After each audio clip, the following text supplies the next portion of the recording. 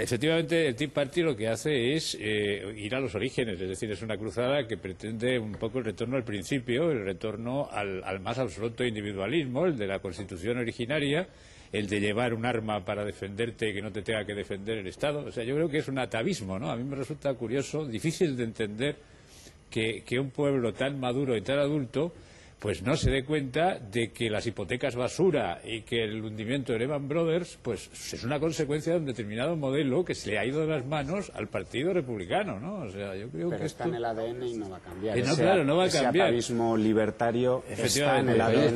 No va a cambiar. Y activado por otras realidades, como por ejemplo la pérdida de peso internacional con la creciente el peso de China, la cantidad de gente de fuera que va creando este melting pot nuevo que está dando algunos, en fin, son elementos que andan jugando también por ahí, ¿no? Le oí decir en el Tea Party ayer, por fin vamos a recuperar el país. A mí eso me pareció muy interesante. ¿Qué quiere decir recuperar el país? Para esa persona que estaba hablando era regresar a un tiempo que es inútil intentarlo, no se va a regresar a un tiempo en el que no haya las realidades de hoy, pero él hablaba así, era aclamado en este sentido. Algo de miedo debe haber también, ¿eh? En todo caso, se abre un escenario de potencial lucha fratricida dentro del bando republicano. Sí. Y ya en estos días se hablaba de grandes donantes y personajes del establishment que están empezando a pensar una estrategia para impedir una emergencia muy popular de candidatos presidenciales, léase Sarah Palin, a las presidenciales de 2012. Yo creo que antes de eso, lo importante, porque es verdad que el Partido Republicano no tiene candidato en este momento para esas presidenciales, pero a mí me parece que lo que va a marcar enseguida la influencia del Tea Party va a ser si realmente va a haber posibilidades de consenso, ¿no? Porque hoy ha dicho que estaba dispuesto a escuchar algunas de las propuestas que tienen los republicanos, sobre todo en creación de empleo, en crecimiento económico, que le parecían interesantes, incluso en recorte de déficit, que eso ya modifica un poco la estrategia económica que ha estado siguiendo los Estados Unidos hasta ahora, ¿no? La de los estímulos fiscales. Pero yo creo que ahí vamos a ver cuánta influencia tiene el Tea Party, porque yo creo que el Tea Party estaría en contra de esa gobernanza por consenso con Obama, porque yo creo que ellos van directamente a impedir que Obama sea reelegido dentro de 2 años, es decir, que ese es su objetivo, no salir ni siquiera de la crisis. Y en eso hay algunas similitudes con Europa también y con España. Mitch McConnell ha dicho que su objetivo número 1 es impedir que Obama sea un presidente de dos mandatos. Pero eso ya lo probaron los republicanos en el 94 con Clinton. El precedente yo creo que es muy ilustrativo, ¿no? O sea, Newt Gingrich, que fue el presidente de la Cámara de los Representantes, bloqueó absolutamente toda labor gubernamental, hasta el extremo de que tuvo que cerrar oficinas federales porque no había presupuesto. Tan equivocada esa táctica que le ayudó muchísimo a Clinton a ganar las elecciones, ¿no? El obstruccionismo de Greenwich, que en su momento parecía que era la neutralización de las posibilidades de Clinton, terminó convirtiéndose en una... La prensa republicana está previniendo a sus propios políticos de que no se excedan en la sobreactuación ahora para que no les pase lo mismo que entonces, ¿no? A diferencia de entonces, Clinton tenía la economía a su favor. Estábamos en una fase de crecimiento y ahora hay una crisis económica gordísima. Pero la tienen los dos partidos. La tienen los dos partidos. Por eso yo creo que los republicanos tienen que tener una actitud pactista con Obama, porque es que si no, el propio Obama hoy en la rueda de prensa lo ha reconocido. Si no hay apoyo republicano no se puede hacer nada. Y entonces no hacer nada es no hacer nada. Vamos a ver ahora, abrimos otro capítulo con Carlos de Vega y para que Alana luego nos comente también y nuestros compañeros. ¿Qué debería hacer Obama? ¿Cuáles deberían ser sus actuaciones? ¿Cómo debería modificar sus estrategias? ¿Ha de mantener el mismo equipo? ¿Qué cosas debería hacer? ¿Por dónde habría de irse? En efecto, estas elecciones de midterm, estas elecciones de legislatura, suelen ser tan desfavorables casi siempre a quien gobierna que se suele entender como una segunda oportunidad. Por tanto, hay una segunda oportunidad. ¿Haciendo qué, Carlos de Vega?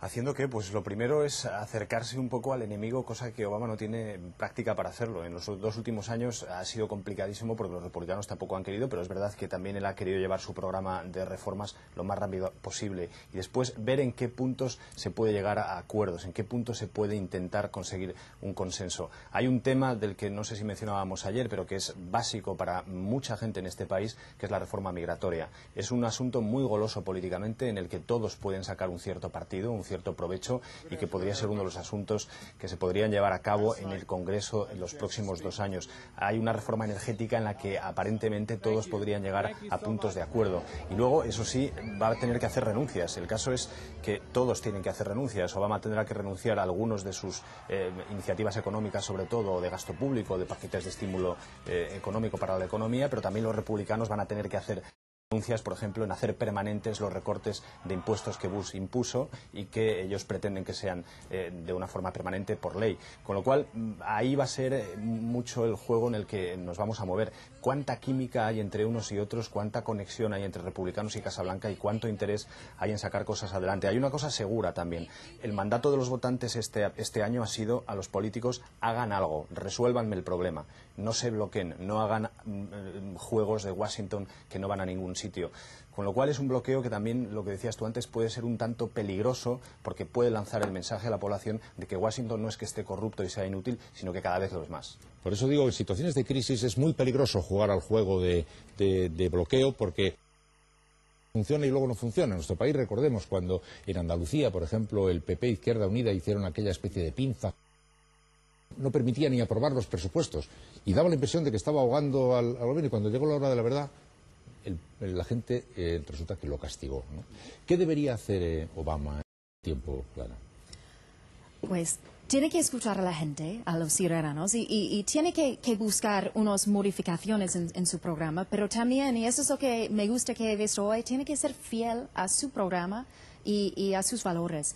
Y una cosa que es muy importante, que solamente estamos hablando de un voto de 40% como máximo del electorado de ayer, que tampoco tiene un mandato los republicanos tan enorme, porque no han votado la mayoría de la gente. Obama lo sabe, y yo creo que tampoco sabe que no debe cometer el mismo error de Clinton de acercar tanto a los republicanos que pierde mucho de la izquierda. Tiene que tener su base. Y para mantener esa atracción que, como un imán, le permitió absorber la atención y el entusiasmo de tanta gente joven que a través de sistemas muy modernos de relación le brindaron su apoyo, etc., y que ahora se han ido. ¿Cómo se recupera ese apoyo?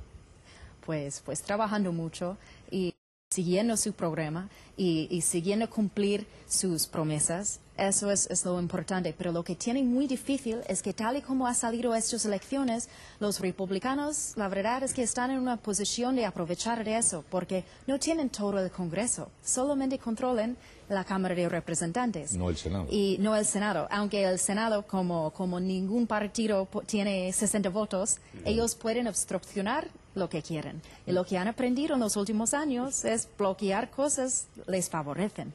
Y así que pueden ir bloqueando cosas, pero vamos a volver a echar mucho de la culpa a Obama y los demócratas, porque todavía tenemos más control.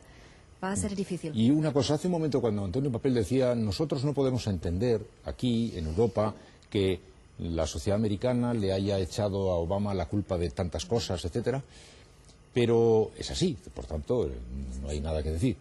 Pero estas acusaciones que algunos han llevado tan lejos, decir que Obama no es norteamericano, que es musulmán, que es comunista, ¿eso es folclore o ha penetrado en la sociedad? Hay unas cifras que dicen que un porcentaje bastante grande de la gente duden de dónde ha nacido Obama. Y eso también muchos de nosotros flipamos, porque decimos, pero ¿cómo puede ser que hay gente que cree en eso? Ha mostrado su certificado de nacimiento. Pero yo intento no hacer demasiado caso a esta gente, porque si no voy a deprimirme mucho todos los días. Sí. Pero también muchos de nosotros, sobre todo los demócratas, desde aquí miramos, y también he visto algunos comentarios de americanos en Facebook hoy, como, es que no me lo puedo creer, como, ¿qué pasa con nuestro país? Bueno, entonces también un poco... El país es como es, pero eso, no sé, no hemos sabido nunca valorar. Yo no sé valorar si ese es un asunto que ha impregnado un poco a la sociedad americana o está más o menos aquí por los bordes. Vamos de nuevo a Washington, porque tenemos oportunidad de dirigir nuestras preguntas ahora a Emilio Viano, que es un analista político, investigador de la American University de Washington. Don Emiliano, muy buenas noches. Muy buenas noches.